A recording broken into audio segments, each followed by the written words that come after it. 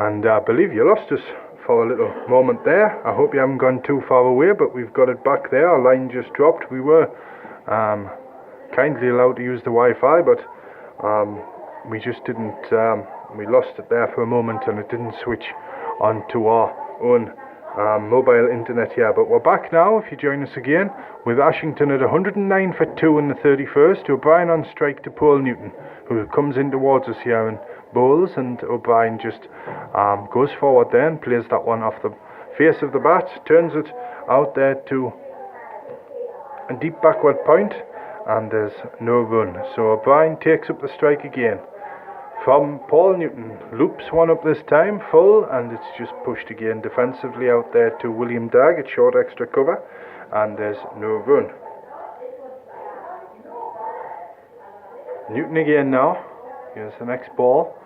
O'Brien goes forward and just pushes for one. There's good running, and just played it far enough away from Dagg there, who had to sprint to his left from extra cover round to the point position, quite close in to pick that one up. So good running there. O'Brien's gone to 13, 110 for 2, Ashington in the 31st over.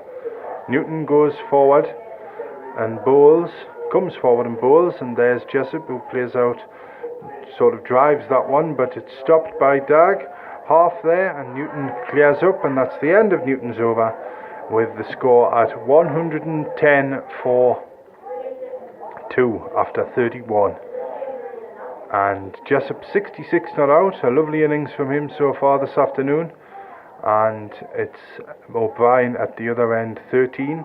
The wickets have gone to Tom Cant and Sam Peter, and Peter has a habit of doing that.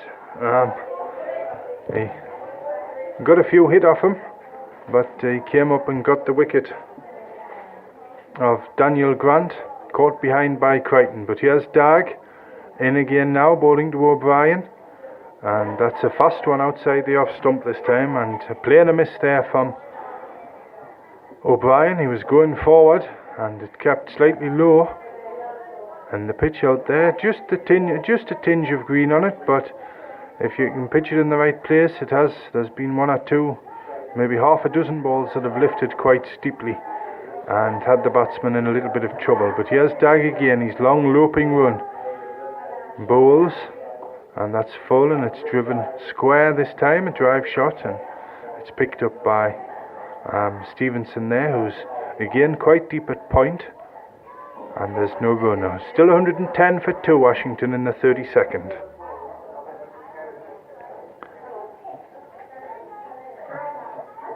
And here's Dagg now, just makes his way, just turns, now he's on his way in again, bowling to O'Brien, and he's hit a nice drive through here, and I think he's going to get 4 for that one. Yes, he has. A lovely timed drive. He hardly hit that one. There was hardly much of a swing in the bat, no backlift at all, and he beats Parker down on the deep cover boundary across to the left here. So a lovely shot there from O'Brien. That's moved him on to 17, and the score goes to 114. So slightly over pitched. What will Dagg do this time? He's just going to have to wait here for O'Brien to set himself. He may not just pitch it up that far again. Slightly offset stance from O'Brien, and Dagg's in again now, and he comes forward and plays and misses outside the off stump that time, and there's no run,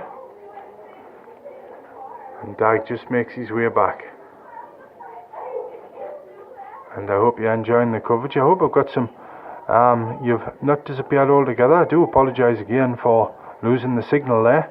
We lost our line on the Spreaker internet radio over the internet there, but we're back on again now, and it's going to be William Dagg again to bowl to Jessup, with a third man and a fine leg in place. Here he goes. O'Brien drives this time, and that's a lovely stop there from Ewan Stevenson. It is at point, and he saves a run. Over pitched again from William Dagg, and he was forward, was O'Brien there, and played away from his body, but was always in control of it, and it was a good stop there from Ewan Stevenson. So here he goes again, O'Brien, in his shirt sleeves, Ben O'Brien. His green fingers on his gloves. Dag in again, and there's a nice shot again, and there's another misfield from Stevenson there at backward point, and they're going to get a single. Well, O'Brien gets a single through to third man there, and that's the end of Dag's over. It's 115 for 2 at the end of the 32nd, with O'Brien goes to 18 there and Jessup on 66. And don't forget, folks, that if you want to eat well, you've got to eat lots of dairy products and things like that. Keep your strength up. But Cant and Brislin, the dairymen, the milkmen, will keep you informed of that around Hexham. And it's going to be Paul Newton to take up the attack, bowling to O'Brien, who's back in his crease this time and flicks it through square leg towards the main road there to our left. Parker picks up now and throws in. And O'Brien's got himself a single at the end of that one, and the score goes to 116 for 2, and O'Brien goes to 19. So it's going to be Newton to Jessup this time. Jessup 66 not out, the right-hander. You'll remember he's right-handed. Drives this one up towards long on, and it's McCabe who's going to field. He just got half forward there and slipped that front foot out the way, and so a flick of the wrists sent that one wide between Cant there at where wide short mid wicket and Newton the bowler. But Newton again in to O'Brien this time, and there's a nice shot. Drives it straight down the pitch, slightly to the leg side, and it's McCabe who picks up again down there in front of the side screen and throws into Newton at the far end, and there's a single to O'Brien. He's gone to 20, 118 for 2 now, Ashington. Newton bowling to Jessup this time, who plays this one from the crease. A defensive shot, well pitched there from Newton, and the ball just trickles back down, stays on the pitch this time, and Dag quickly collects and pops a little catch up to Newton, who's quickly back now and turns to bowl again to Jessup, who's forward this time and just turns around his front pad, turns the ball around his front pad there, and the ball goes out to our left, and it's picked up by Sam Peter running in from square leg, and there's a single there too, and Jessup this time. Newton now to O'Brien, and just defends this one to Cant there along the ground at close mid wicket, and there's no run, and that's the end of the over. And I think just for now it'll be the end of our first or enforced second broadcast here this afternoon on Spreaker Internet Radio on the Cricket West Tyne programme. So Ashington batting first here in this 10th round of matches for these two clubs in Division 1 of the Northumberland and Tyneside Cricket League. Ashington 119 for 2 of 33 overs. Jessup, the opening batsman, not out 68. O'Brien in at number 4, 20 not out. The men out so far, Daniel Grant and Jack McCarthy.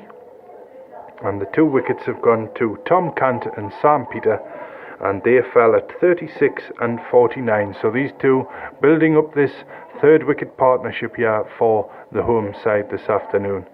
And as we leave you here for this broadcast, I'm just having a look at the time. So we'll be back at 4 o'clock our next broadcast here.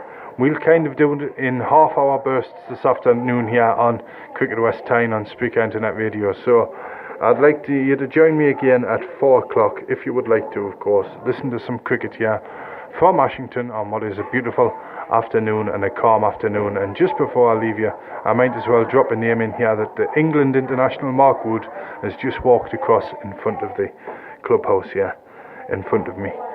So there we go. I'll leave you until 4 o'clock here on Cricket West Tyne with Ashington 122 for 2 in the 34th over.